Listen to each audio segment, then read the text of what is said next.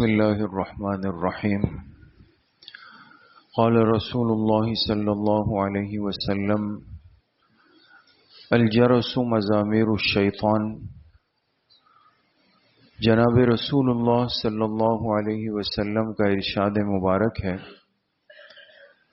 کہ گھنٹیاں یہ شیطان کا باجا ہے یا گھنٹی یہ شیطان کی بانسری ہے.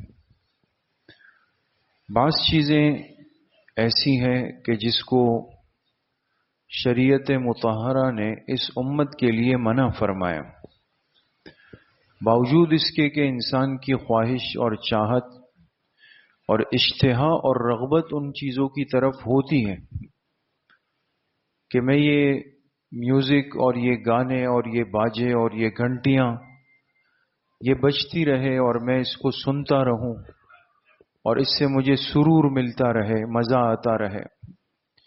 یہ انسان کی چاہت ہے، رغبت ہے.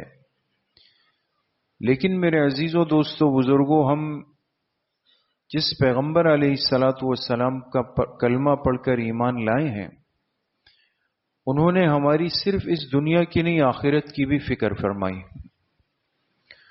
وہ چیزیں جو قیامت کے دن آخرت میں انسان کو ہلاکت میں ڈال سکتی ہے، جہنم میں ڈال سکتی ہے، وہ چیزیں منع کر دی گئی.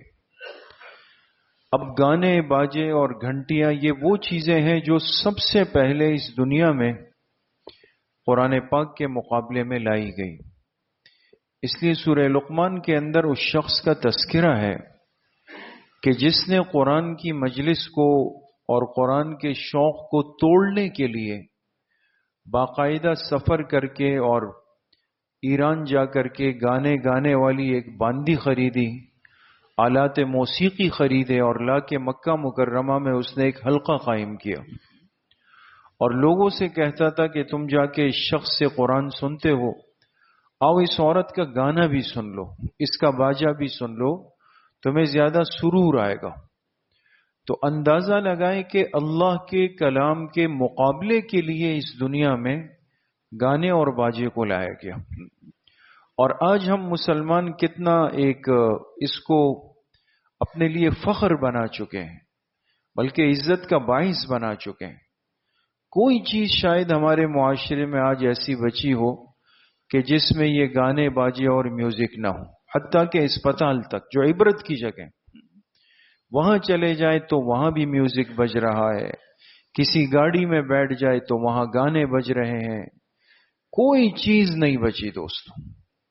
اور پھر اس پر مستضاد یہ کہ ہم یہ موبائل لے کر جیب میں گھومتے ہیں.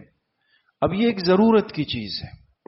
موبائل کی گھنٹی کا مقصد اطلاع ہے، جیسے گھر کی گھنٹی ہوتی ہے تو بقدر ضرورت ہے نا. آج تک ایسا تو نہیں ہوا کسی نے گھر کی گھنٹی کے اندر پورا گانا ڈال دیا ہو یا آذان ڈال دی ہو یا شیخ سدیس کی تلاوت ڈال دی ہو. کیوں؟ اس لیے گھنٹی کا مقصد اطلاع ہے، ضرورت پوری ہو جائے. تو اب وہ گھنٹی بوقت ضرورت، بقدر ضرورت. لیکن افسوس کا عالم یہ ہے کہ وہ گھنٹیاں آج ہماری مسجدوں میں خوب عروج پر بجتی.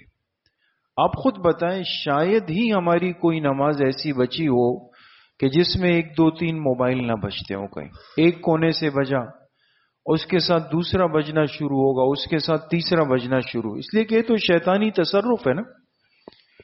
جیسے سگنلز کو کیچ کرتے ہیں تو یہ شیاطین الجن جو ہوتے ہیں ایک دوسرے سے رابطے میں ہوتے ہیں.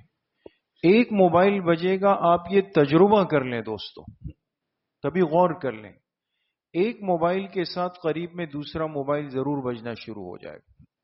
یہ شیطانی تصرف ہوتا ہے.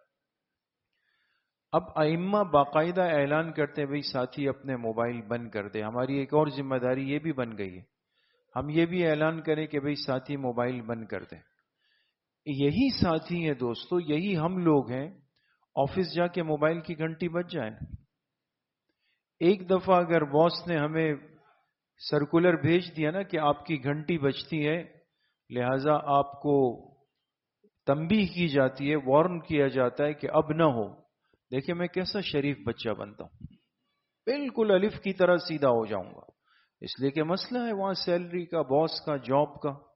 یہ تو مسجد ہے، یہاں پہ امام صاحب بولتے رہیں گے، بزرگ نمازی بولتے رہیں گے، ہم کہیں گے بھائی عمر گزر گئی، سٹیا گئے آپ۔ اب مسجدوں کا ماحول موبائل کی گھنٹیوں سے آلودہ ہے۔ پھر بعض دفعہ موبائل میں وہ گھنٹیاں جس میں گانے اور میوزک لگے ہوئے ہوتے ہیں، جو مستقل گناہ ہے۔ اس لیے میرے عزیزوں، دوستوں، بزرگوں، یہ مقصد اس کو ہلکا نہیں لینا چاہیے، یہ ایک گناہ کبیرہ ہے۔ پھر مسجد کے آداب، مسجد کے حقوق، مسجد کا ماحول، یہ سب چیزیں میرے موبائل کی گھنٹی کی وجہ سے برابر کے ساتھی کی نماز متاثر ہو رہی ہے، تلاوت خراب ہو رہی ہے، یہ گناہ کس کے سر پہ جائے گا؟ اس لیے موبائل کی گھنٹی سادہ رکھے اور آواز اس کی محدود لمٹ میں رکھیں۔ مسجد میں آئے تو ہم عادی ہو چکے ہوں کہ گھنٹی ہم موبائل اپنا خود سائلنٹ پہ کر دیں، جیسے جوتے اٹھا کے ریک میں رکھنے کی عادت بن گئی ہے نا ہاتھ کو، اسی طرح دوسرا ہاتھ عادی ہو کہ موبائل سائلنٹ پہ کریں۔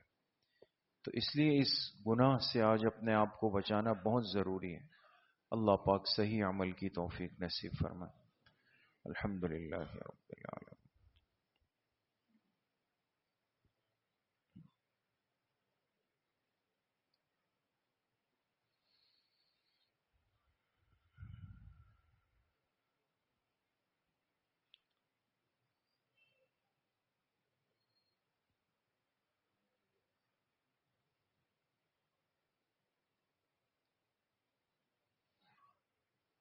وصلی اللہ وسلم علی نبینا محمد وآلہ واصحابہ اجمعین برحمتک یا